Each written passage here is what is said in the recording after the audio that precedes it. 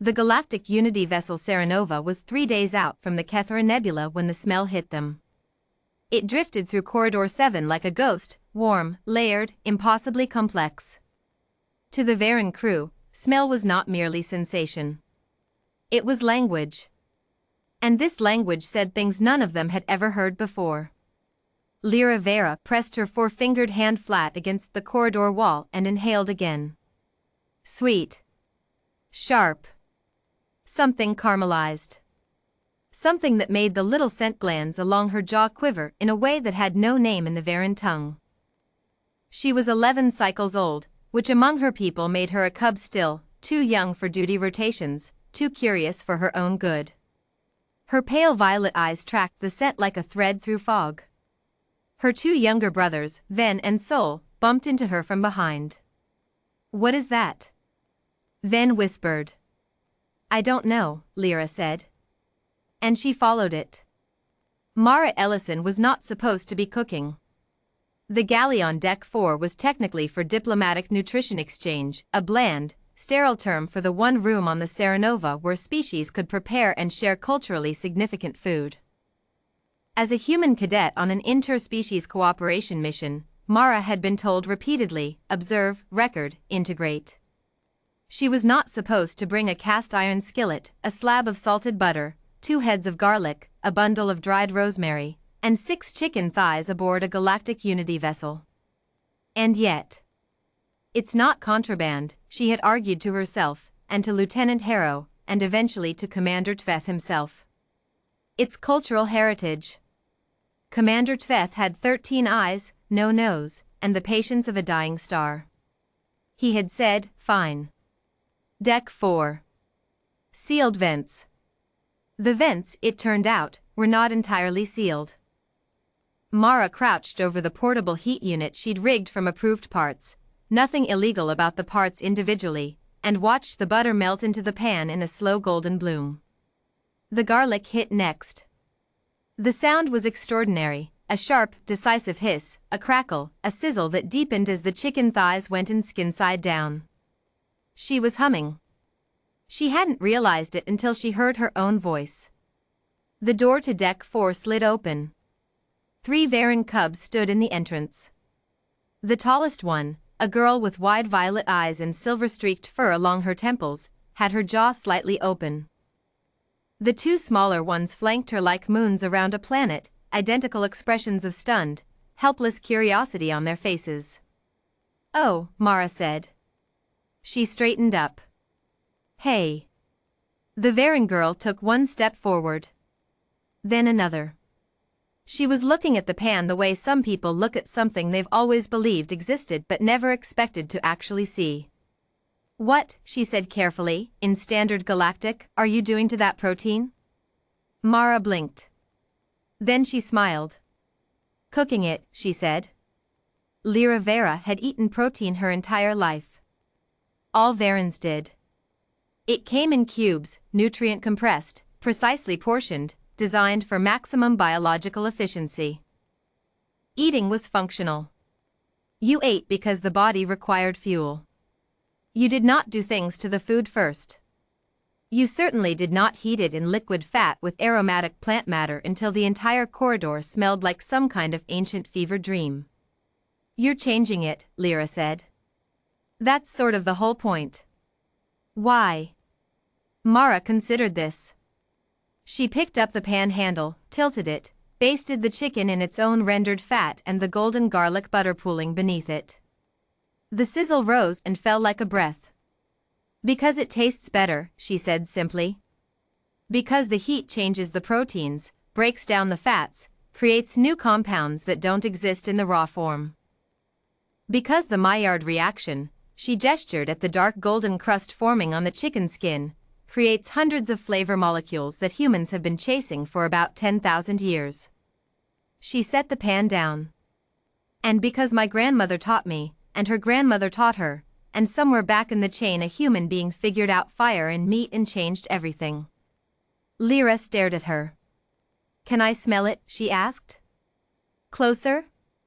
"You can taste it," Mara said. "If you want." The next 40 minutes were, by Mara's later account, the strangest and most wonderful of her entire posting. She pulled out everything she had.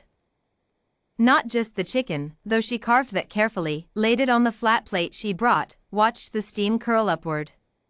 She had bread. Dense, dark, a sourdough she'd baked in the ship's maintenance oven 3 days prior and kept sealed.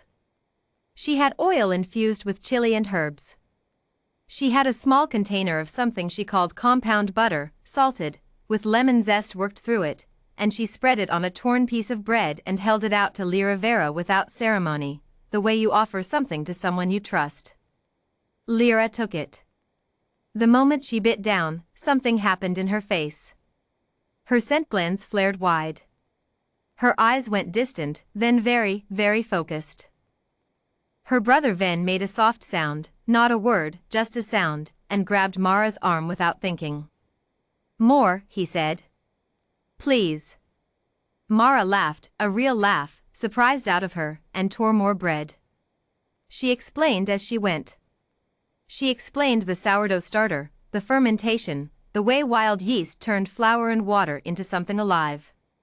She explained salt, how humans had once traded it like currency, fought wars over it, built roads to transport it, and she watched Lyra's eyes go wide at that because Varens had no concept of seasoning, had never added anything to food that wasn't already in it. "You change it on purpose," Lyra said slowly. "You have a whole science. A whole art." "Both," Mara said. "At the same time. That's what cooking is." She sliced the chicken. Lyra took a piece, placed it in her mouth, and went very still. The flavor hit her in waves. First the salt and the savory richness of the skin, then something deeper, the herb-soaked fat, the faint sweetness of the caramelized garlic, the way the juice ran against the back of her tongue with a warmth that was not just temperature but something else, something that translated in Varen physiology as safety, as hearth, as the old evolutionary signal that said, "You are sheltered and fed and not alone." She sat down on the floor. Her brothers sat beside her. They ate in silence for a while, which in Varen culture was the highest form of respect. Sound interrupted scent, and scent was how they understood things. "My people have been in space for 400 cycles," Lyra said eventually. "We have visited 63 inhabited worlds." "I know," Mara said. She was eating too now, sitting cross-legged on the floor of Deck 4, holding a piece of bread. "No one does this," Lyra said.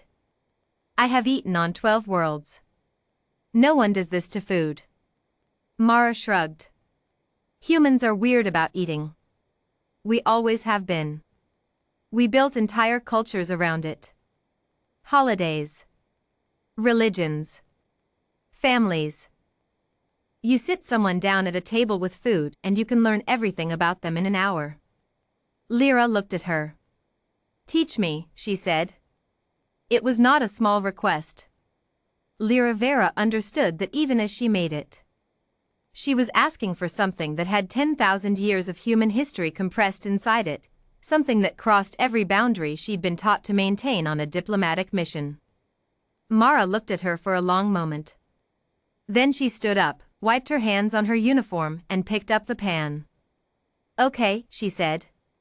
"First thing you need to know, the butter goes in before the garlic."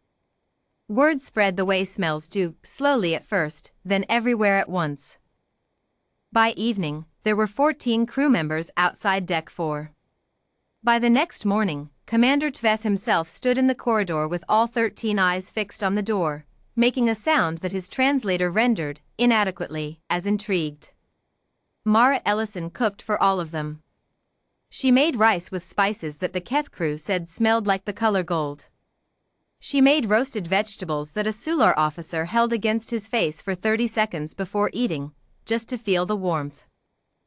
She made tea, simple, old, ordinary tea, and watched a 200-year-old diplomat from the Orvith Collective close his eyes and say, in his own language, a word that translated roughly as beginning. She was one human cadet with a skillet, a portable heat unit, and a grandmother's recipe. But Lyra Vera sat at her side through all of it, learning. And in the Serenova's official log, under mission developments, Commander Tveth recorded the following note. Human crew member Ellison, M., has initiated first contact cultural exchange of unexpected significance. Recommend elevation of culinary tradition to Category 1 diplomatic asset. Further study required. Sent formal inquiry to Galactic Unity Council. Also, request resupply of the substance she calls butter. Quantity, significant. Somewhere in the galaxy, 10,000 years of human stubbornness, creativity, and love had just become a diplomatic superpower. As it always had been. As it always would be.